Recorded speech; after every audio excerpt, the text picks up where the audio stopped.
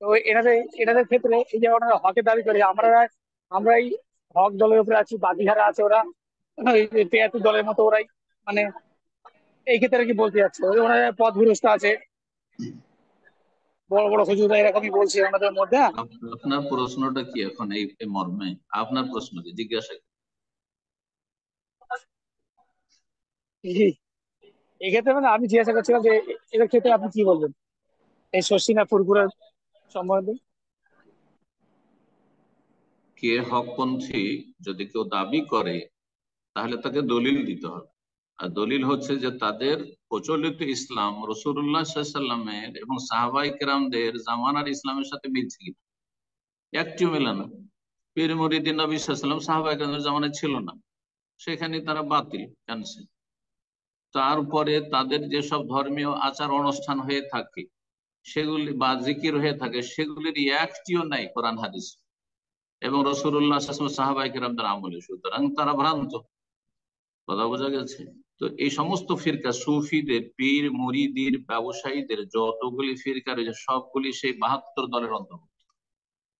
73 দলে এই উম্মত বিভক্ত হবে, 72টি জাহান্নামে, যে কুল্লুহুম ফিন্নার ইল্লা ওয়াহিদা, একটি, আর সেটি মা আনা আলাইহিল ইয়াউম ওয়া আসহাবি।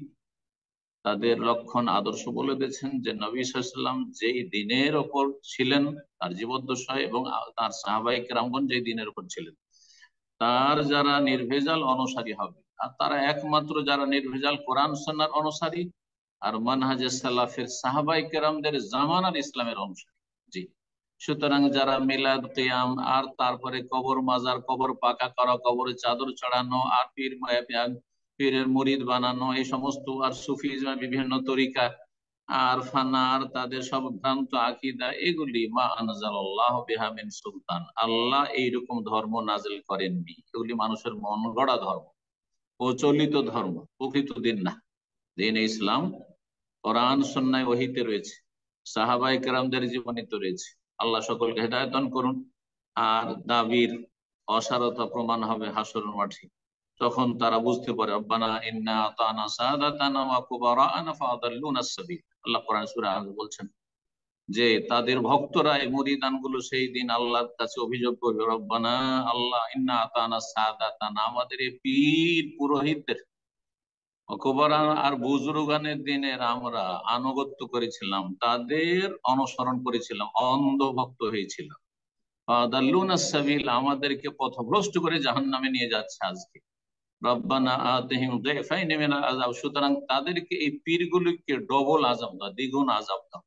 ওয়াল আনহু লানান কাবীরা, আর তাদের উপর মহা লানত, বড় অভিশাপ করো। আল্লাহ রাব্বুল আলামিন সকলকে হেদায়েত দান করুন এবং এদের গুমরাহি থেকে আল্লাহর মুসলিম উম্মাহকে মুক্তি দান করুন। জি, জাযাকুমুল্লাহ খাইর। বারাকাল্লাহ ফিক। ওস্তাদ জি, যদি সময় থাকে তাহলে আমি আমাদের প্রোগ্রামের মাঝখানে যে একটা প্রশ্ন ছিল ওটা একটু ক্লিয়ার করতে, আরেকটু বিষয় একটু জানতে কি চাচ্ছিলাম, কি যদি বিষয়টা? অনুমতি দেন। যে বিষয়টা প্রশ্ন হয়েছিল আপনার লটারি সম্পর্কে, হম হম। বোন প্রশ্ন করেছিলেন। তো জি। এটা এই বিষয়ে আরেকটু জানতে চাচ্ছিলাম যে বোন প্রশ্ন করেছেন লটারি কেনার ক্ষেত্রে, কিন্তু যে লটারিগুলো হয়ে থাকে বা যে প্রোগ্রামগুলো হয়ে থাকে এগুলো মেলা, যেখানে গান বাজনা এবং অশ্লীলতা ভরা থাকে। তো প্রশ্ন থাকবে এখানে যে লটারি কেনা তো আপনি নিষেধ করছেন, যেটা লটারি হারাম।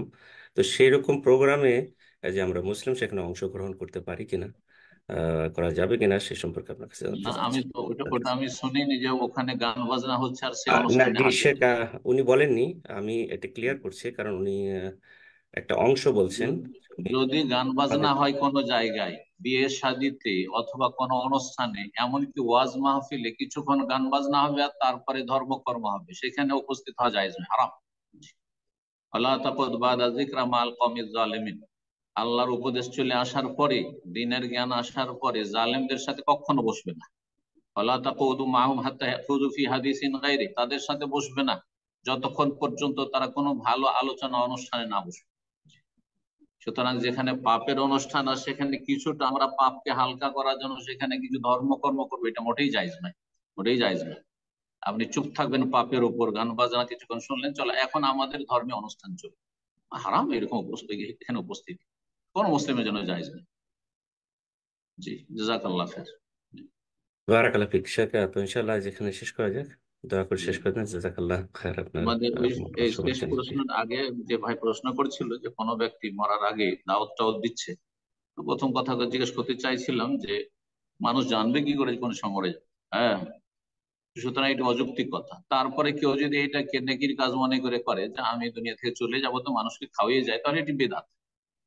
এমনটা কেউ যদি করে, সম্ভাবনা শরীরটা ভালো লাগছে না বা অসুস্থ, ডাক্তার বলেছে আর বেশি দিন বাঁচবেন না বা সিরিয়াস, সুতরাং খাওয়িয়ে দি গ্রামবাসীকে, এটা বেদাত, জায়েজ নয়।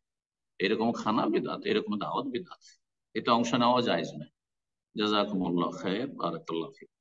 রব্বুল আলমীর কাছে দোয়া করি আল্লাহ আমাদের গুনাহ খাতা মাফ করুন, সঠিক কথা বলার তৌফিক দান করুন, এবং কোরআন সুন্নাহর নির্ভেজাল অনুসরণের সালাফে সালেহিনের, সাহাবায়ে কেরাম, তাবেঈন, তাবা তাবেঈন, ওই জামানায় যে ইসলাম ছিল সেই ইসলামের অনুসরণে সকল মুসলিমকে তৌফিক দান করে, এবং আল্লাহর সমস্ত রকমের গুমরাহি থেকে, বিভ্রান্তি থেকে আর জুলম অত্যাচার থেকে আল্লাহ যেন বাঁচিয়ে রাখেন। আল্লাহ রাব্বুল আলামিন বালা মুসিবত থেকে হেফাজত করেন।